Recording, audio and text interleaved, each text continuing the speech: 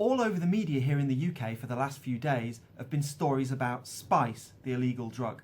From the sensationalist Daily Mail through to the respectable Channel 4 News, all these media outlets have been reporting that Spice is turning users into a zombie-like state. And I thought it was really worth looking into the chemistry of this drug today and explaining a little bit more about it to you. Now, Spice is an illegal drug that you can buy, and it's a synthetic compound, and it's sprayed onto plant material, and it's sold in the form of that plant material, so it looks a little bit like marijuana or something that you can smoke. You take it by smoking, and it has effects in the brain similar in principle to marijuana. It is a synthetic cannabinoid drug. Now, the media has been running a story really saying this is a new drug and a new danger, but of course this is not true. Spice is a drug that's been known since about 2008. In fact, if you look in this graph about new drugs that have been notified to the authorities, you'll see the rise of synthetic cannabinoids, the green part of this bar, since 2008 is just enormous. And Spice was developed then based on academic research from a laboratory in the USA. I've got the paper here. It was the work of John Huffman, and he developed in America some synthetic mimics of the key active chemical in cannabis. And we're going to look at the structures of the cannabis tetrahydrocannabinol and his synthetic mimic, and we're going to see how they're similar to one another. Here are the structures. It may not be instantly obvious why tetrahydrocannabinol on the left is similar to John Huffman's JWH-018 on the right. So I'll highlight part of the structures for you in red. Perhaps you can see the rings on the left-hand side, the tail on the lower right-hand side, and the oxygen pointing upwards central within the structure. Those are three key features. But in case there's any doubt about the similarity of those, I'll show you the overlap of the molecular structures here, and you can see that they really lay nicely one over the top of the other. Why does that matter? Well, that means that JWH-018 can go and interact in similar receptors in your brain to tetrahydrocannabinol, and it will switch things on in your brain in the same way that cannabis does, and it will have similar effects in the brain, and that's why it's a cannabis mimetic. So Spice, when it first arrived in 2008, was a solution of JWH-018 sprayed onto some plant matter that you would then smoke, and you would have the effects of the JWH-018.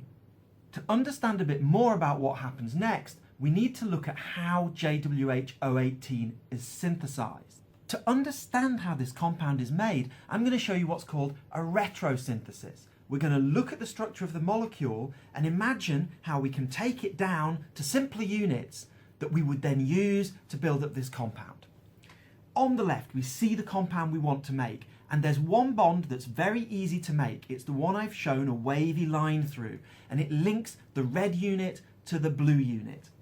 This bond can be made by a very simple Friedel-Crafts reaction known to all students of A-level chemistry. That would allow us to connect the red unit to the blue unit. When we then look at the simpler unit, which is shown in blue and purple, I've put another line through a bond that's quite simple to make. We can make that bond by condensation of the indole, shown in blue, with the alkyl bromide, shown in purple. We'd need to use a strong base to remove the hydrogen from the nitrogen so that that reaction would occur. It's a very simple synthesis, and it's very modular. It means these drugs are put together in bits.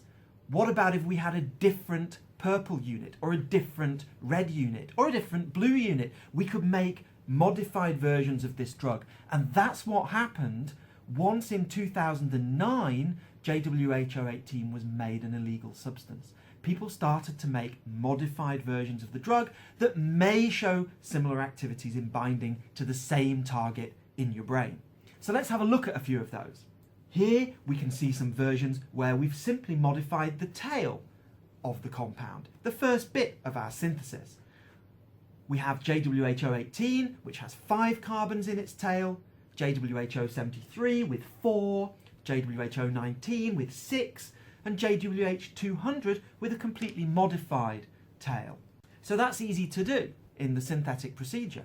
We can also modify the ring, the last bit of the molecule that we put in place in the synthesis. JWH018 has a simple naphthalene unit, but we could use a chlorinated version, a methylated version, a methoxy modified version. Any substituents you want really on that naphthalene, you could make them, and you'd stand a good chance of evading the people who are detecting the illegal drugs. And that's why people do it. People make modified versions of these drugs so that they're less likely to be caught and prosecuted as being illegal. They will almost certainly have the same effects in the brain, although it's less clear what side effects they might have. And that's something we'll come on to in a moment. We could completely get rid of the naphthalene ring. It's been replaced with a number of different functional groups, a single ring units with substituents on. These are still active against the key part of the brain. Any and all of these components can be found in spice. One of the most active components of spice currently is actually CP47497C8. You may wonder why it has such a strange name. That's because it was originally part of a Pfizer drug discovery program for cannabinol mimetics.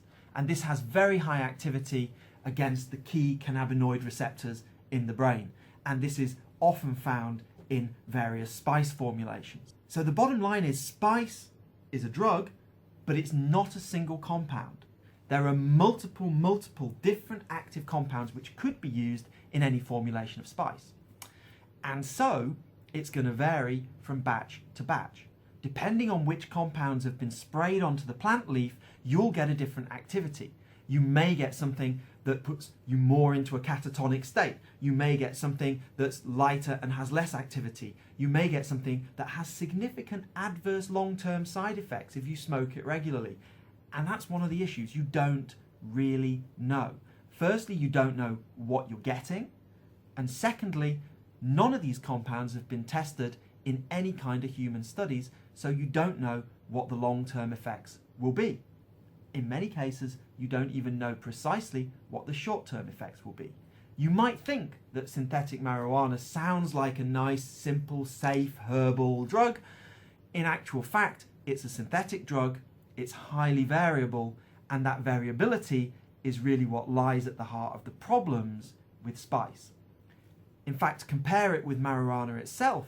Marijuana has been used for thousands of years in human society. It was only really made illegal during the 20th century. Its effects are well understood. Of course, it varies a bit from batch to batch depending on the strength, the amount of tetrahydrocannabinol that's present within the extract of the plant. But in actual fact, the variability is way less than it is with spice, where there are literally over 200 different active compounds that could be formulated into the drug that you're taking. You may think that discussion of zombie-like effects of spice is completely hyperbolic, but it's actually in the scientific literature. New England Journal of Medicine just this year, 2017, has published the breakdown of a zombie-like effects of a synthetic cannabinoid in New York, and they've put it down to the compound you can see here, which is AMB fubinaca, which was being mixed into the product that was being smoked and was having these very extreme effects. It was considered to be a mass casualty effect in New York. I never like to tell people what they should and they shouldn't do. It's up to you what you do with your life. But it's important that you have the facts and that you know what spice is, and I hope I've also given some insight into the chemistry behind this particular drug. Thank you for listening.